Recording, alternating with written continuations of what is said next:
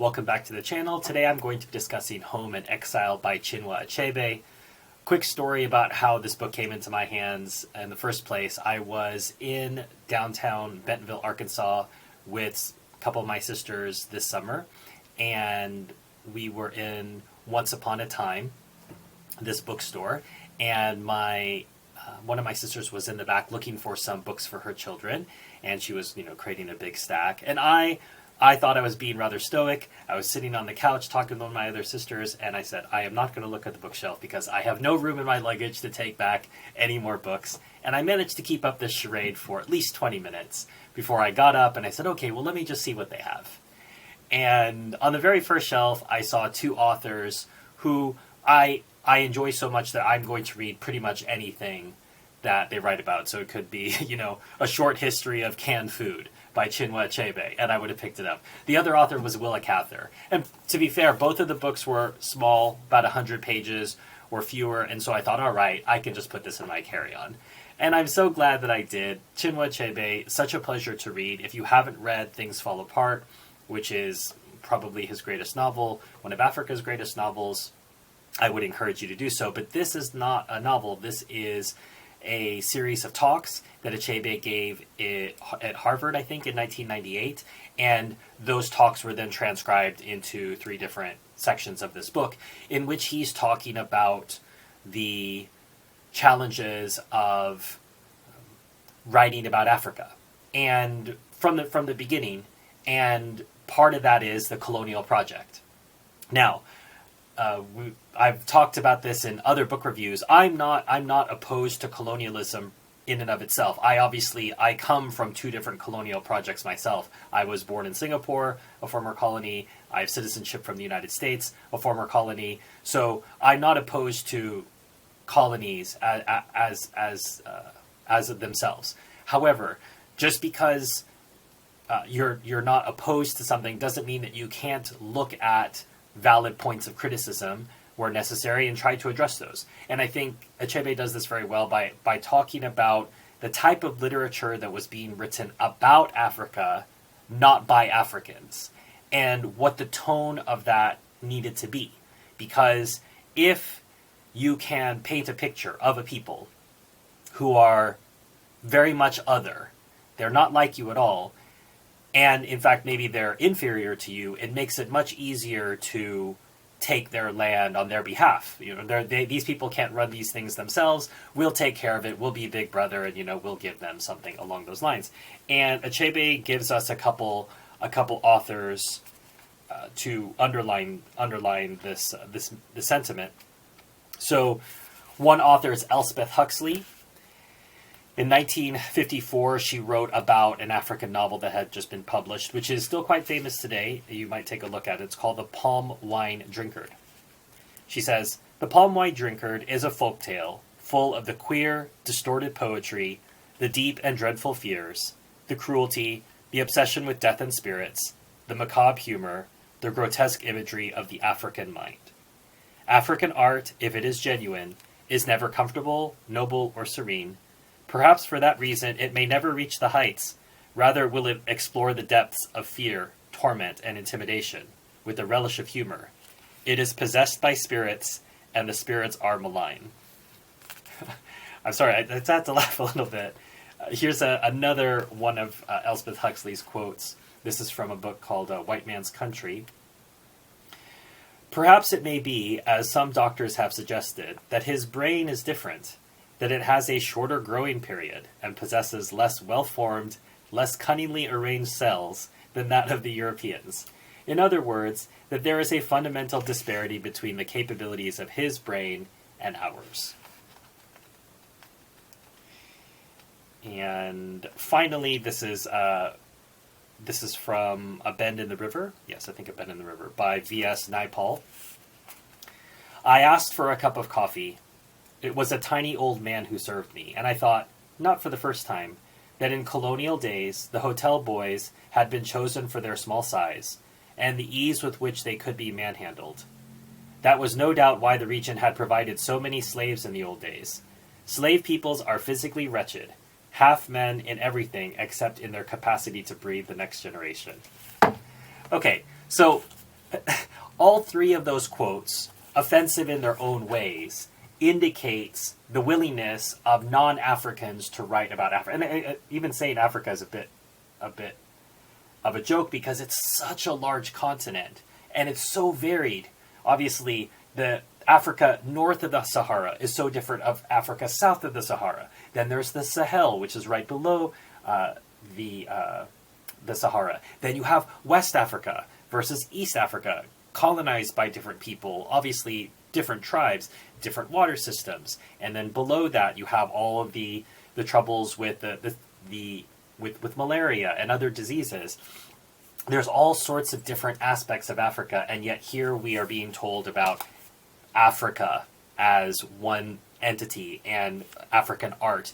And we see, I think, Achebe's point, which is, if you can say that these people are subhuman, if you can say that they are dark and demonic, then it makes it possible to take their land and subjugate them.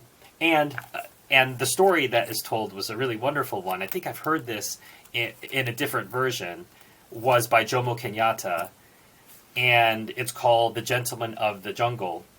And I'm just going to read Achebe's summary of this story, because I don't want to try to paraphrase it. I want to try to capture what he's talking about here. The Gentleman of the Jungle illustrates, in Kenyatta's own words, the relationship between the Gikuyu, his people, and the Europeans. It is the story of a dispossession that began with a little act of hospitality by the dispossessed. A man in his hut allows his friend, the elephant, to put his trunk into the hut out of the rain. The elephant, in stages, and against the man's protests, eases the rest of him into the small hut and finally forces the man outside. The resulting commotion brings King Lion himself to the scene. He immediately appoints a royal commission of inquiry to look into the man's complaint.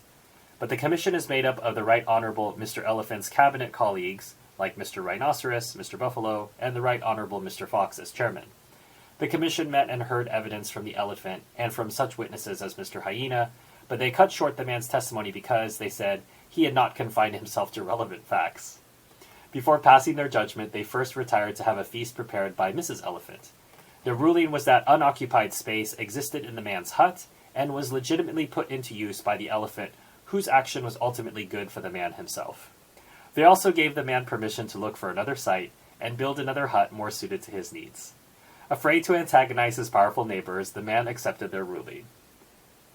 The next hut he built was immediately appropriated by Mr. Rhinoceros, and another inquiry was conducted by another royal commission, and so it continued until all the lords of the jungle had been accommodated in huts the man built for himself.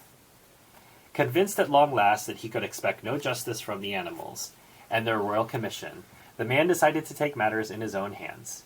He said, "Nganda ti nagada motegi," which we are told literally means, "There is nothing that treads the earth that cannot be trapped," or in other words, you can fool people for a time, but not forever. The man set out to work and built the grandest hut of all, and no sooner was it done than the rulers of the jungle each rushed from his old hut to occupy the new one. And soon they were fighting, and while they were all embroiled together, the man set the hut on fire and burnt it to the ground, jungle lords and all. Then he went home saying, "Peace is costly, but it's worth the expense," and lived happily ever after. Achebe continues, Kenyatta's story reads like a prophecy of the Kenya struggle for liberation, of the bitter armed rebellion the British called Mau Mau, the concessions they began to make thereafter, leading to independence under Jomo Kenyatta as Prime Minister in 1963. Kenya has not exactly lived happily ever after, but that's another story. And so there are so many other threads that Achebe takes on just in these short 3 lectures, but the key story that I want you all to take from this is Achebe's advocating for writers, wherever they be, Africa, Asia, South America, to feel comfortable writing about their land and their peoples in those places. That you should never feel the need to go to the mothership, let's say the colony. So the Nigerians would feel called to England, or the people from Burkina Faso might be called to feel called to France. That, yes, there is a pull there, obviously, because of the colonial history. But that is not the only way to do things. And he talks about his own, visits to London. He currently lives in the United States with his wife and children. He's a professor. And he's trying to tell people that you have to tell your stories where you are. And if you don't, we're going to miss those stories. We're going to miss the authenticity of that. So never to be ashamed of where you come from, and the importance of telling the stories as only you can tell them, because it's important for people to actually create their own history, to actually have their own narratives. If you don't allow them to do it, it's only one more, let's say, crime of dispossession. It's not enough to take someone's land by force. You also take away their voice to speak about themselves. And so it's important to encourage Native writers to write wherever they are, especially with the internet now. People have an ability to share works all around the world, even though you're writing from a place that may not be, London, Shanghai, Paris, New York, etc. So it's not a traditional way that I would introduce people to Achebe. I would normally tell them, go read Things Fall Apart. But because it's nice and short, and because he's speaking directly to you, I think it's a wonderful way to take a look at post-colonial work and to consider. He has a wonderful, I bought, I think, 3 or 4 books that he recommended, and then I added the rest to the wish list. It's dangerous, right, to read authors that you admire and find lists of books that they admire because you think, okay, well, I definitely want to read this if Achebe thinks that it's worth reading. So if you'd like to support this channel, as always, please like the video, hit subscribe. If you'd like to support this even more, you can join the Patreon. You can become a member on YouTube for a monthly charge, and you'll get early access to these videos.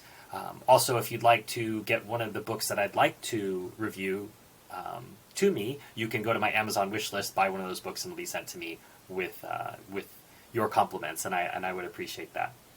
Until next time, enjoy your reading.